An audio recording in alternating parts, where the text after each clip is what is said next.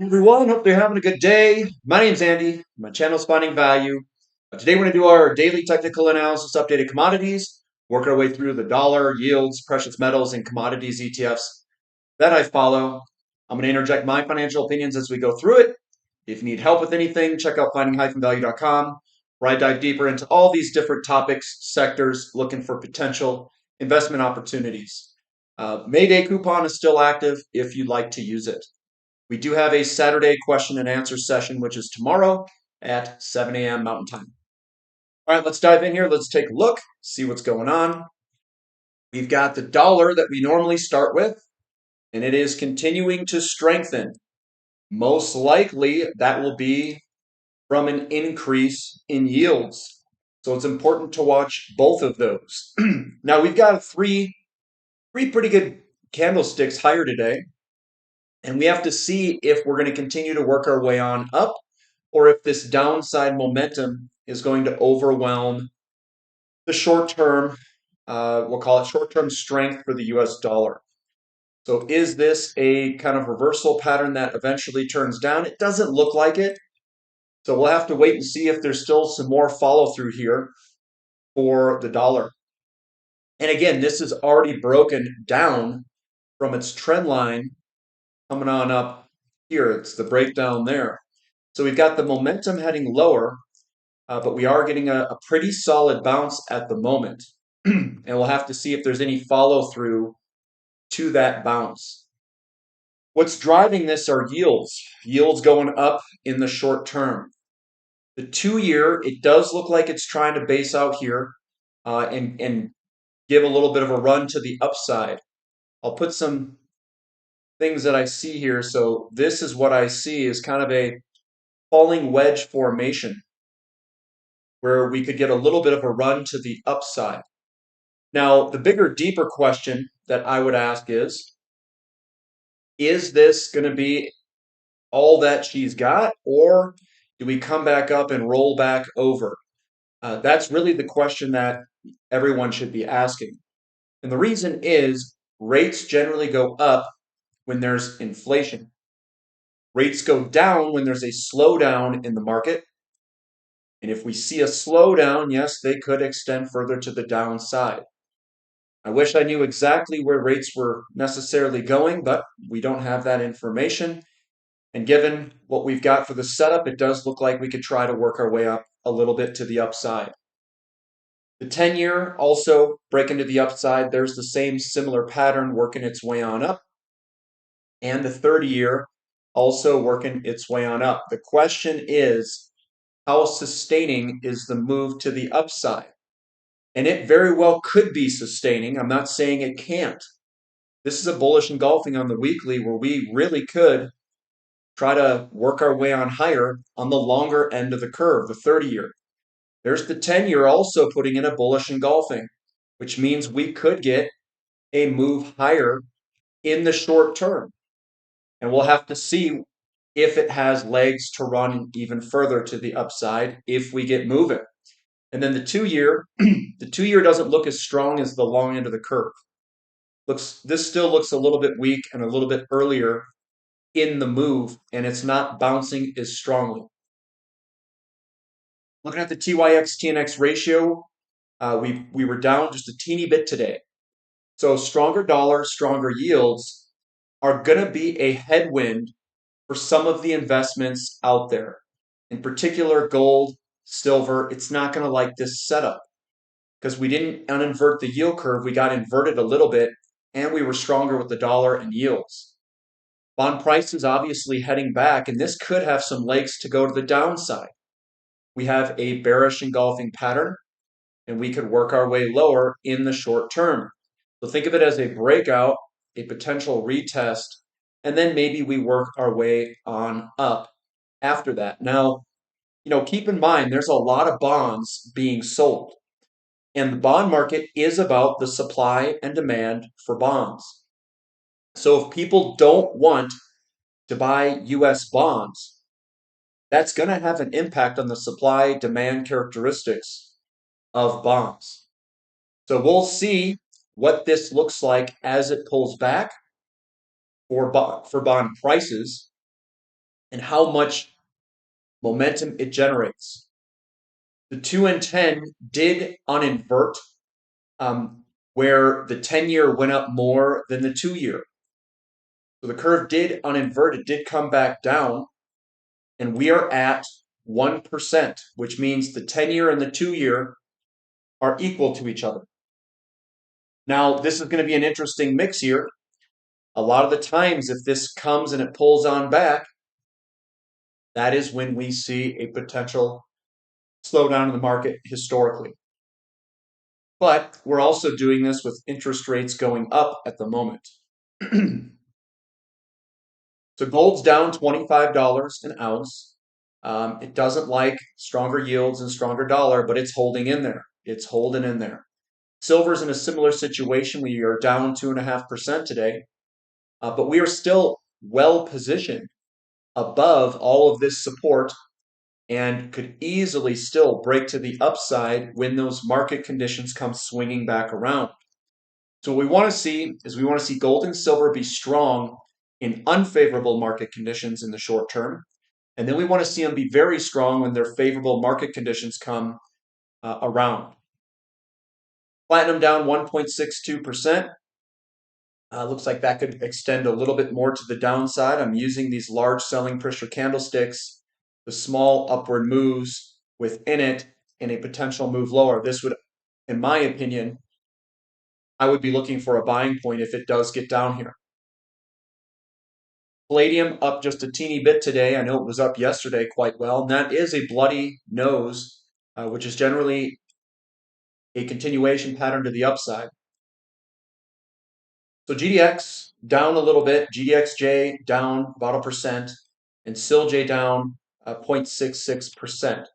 As expected, guys. When yields and dollar go up, it's a headwind for precious metals and the mining companies.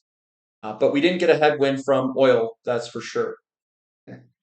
Looking at XAU to gold ratio, it's just moving sideways today. It still looks very well poised from a very low level to work its way on up. I think this is a huge opportunity for those that are interested in looking at potential gold and silver mining company investments.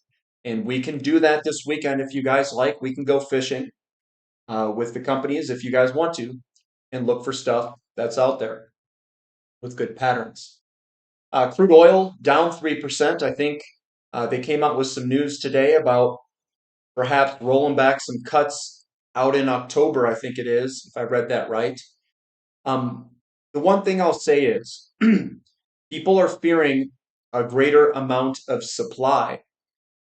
What I'm going to say is counter. OPEC wouldn't release the supply if it didn't think that the demand was there. So think that through. OPEC's generally pretty good with this stuff. And if they're bringing oil back online, that means that they think the market is going to tighten, is my guess.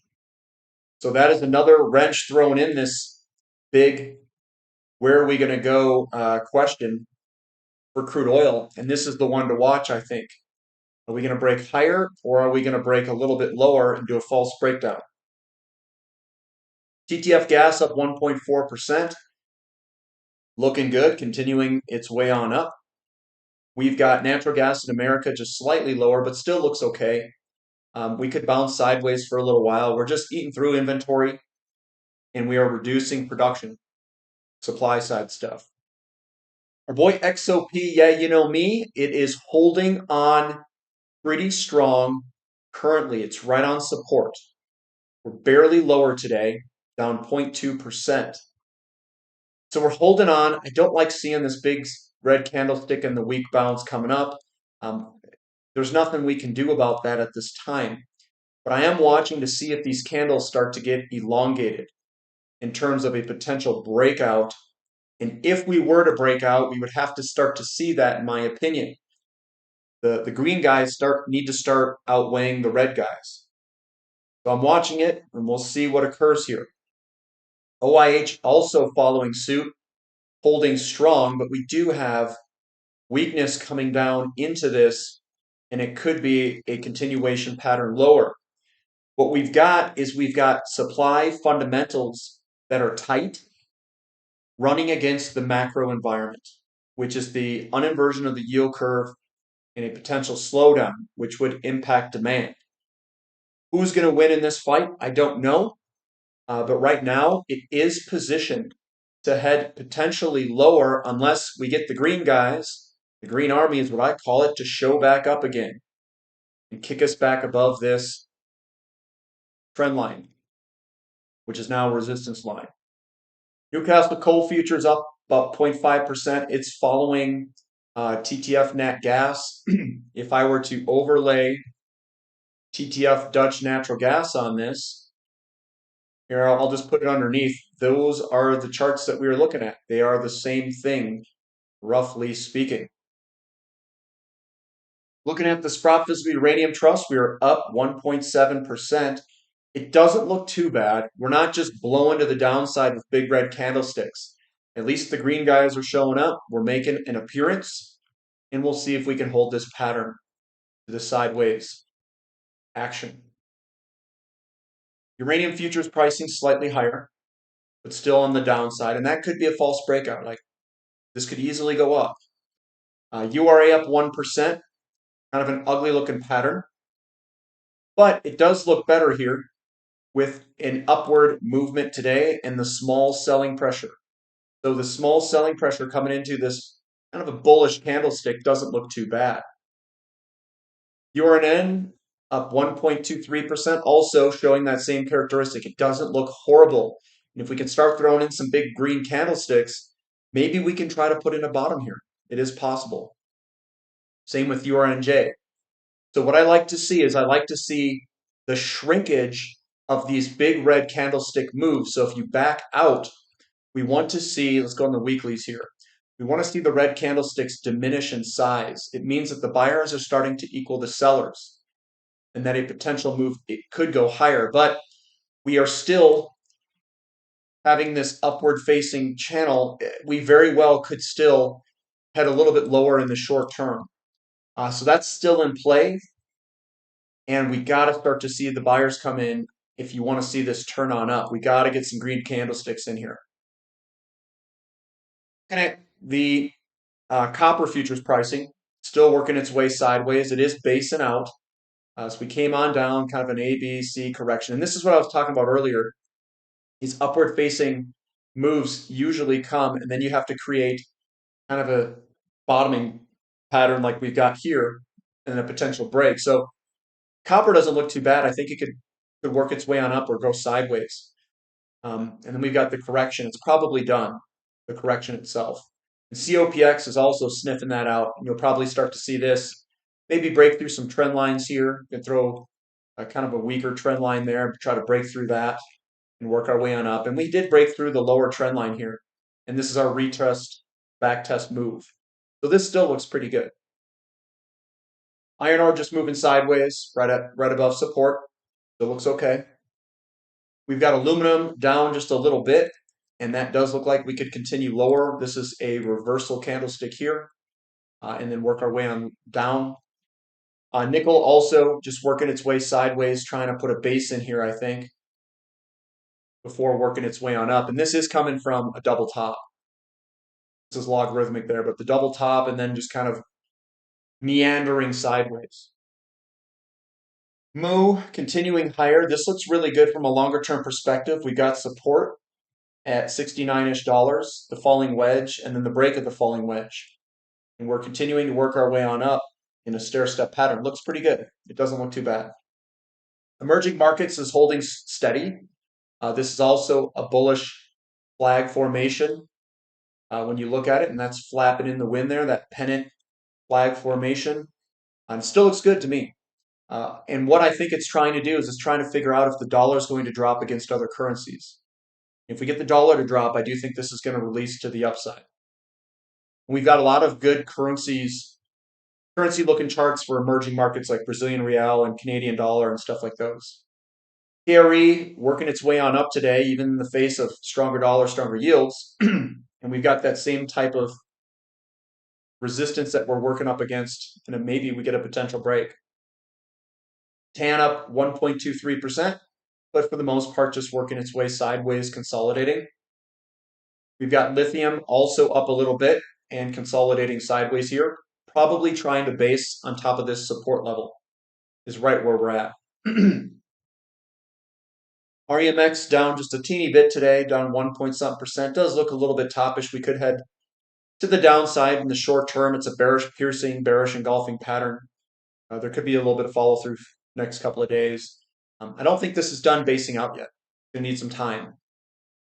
Baltic Dry Index up 4%. Looks good to work its way on up. That actually looks like a pretty strong chart there, the candlestick at least. XHB also working its way on up. This does not scream to me that we're in a housing market bubble. We're continuing to go up on the builders, and this doesn't look toppy yet. What we did is we broke through this downtrend here. This is our retest, and then we're working our way on up, and now we're playing with creating another new high. So that doesn't look too bad to me. It still looks good. Last bubble, this was going down from 2006. The home builders were. So we've broken through that, and this has been working its way on up. Still looks good in the short term so far. The Russell 2000 working its way on up, doesn't look too bad. Still above support, and this still could work its way on up. Starting to break out of this pattern, not too bad. SPX up 1%, kind of unbelievable how this thing continues to melt higher, and we're back within this rising wedge. NASDAQ doing the same thing. It's right on support, and we'll see if that support holds. It's been quite resilient here. Would I make a bet on this going higher? I wouldn't. The risk reward is not favorable for a lot of these at this current time. SMCI continuing to go lower, 2.5%, but we do have support down here at about 350, which we'll probably connect with at some point. And then NVIDIA is up 1.5%. Still looks bearish to go lower. That's where the momentum is. But we are up a little bit today. 1.5% today. Bitcoin down a little bit. This is an interesting one. You can back all the way out. Some people think that this is a distribution area where we're going to come and fall back. I'm not in that camp right now. Whenever you have downward facing patterns, you very well could break to the upside. So that pattern still looks okay, and we haven't broken in either direction yet, and it is downward facing. Same with Ethereum. Ethereum has a pattern that's downward facing. We do have some stronger selling pressure on this right-hand side, though. That could kick us on out in the short term. Yeah, so that's what I'm seeing there with those. Give me a thumb up for the content. Subscribe to the channel. Subscribe to the website if you guys like these daily updates. Commodity market updates is what I call them. We've got the Saturday question and answer session tomorrow at 7 a.m. I'd love to see you there. Bring your questions, guys. Ask me whatever you'd like. It could be about anything. I did make some purchases in my Roth 401k. We can go over those and the reasoning behind them and kind of how I'm approaching it. I think some people had some questions on position sizing, which I'll also cover and give you my opinions on how I'm going to position size in that portfolio myself. So that's all I've got for today. We'll catch you next time. This is Finding Value.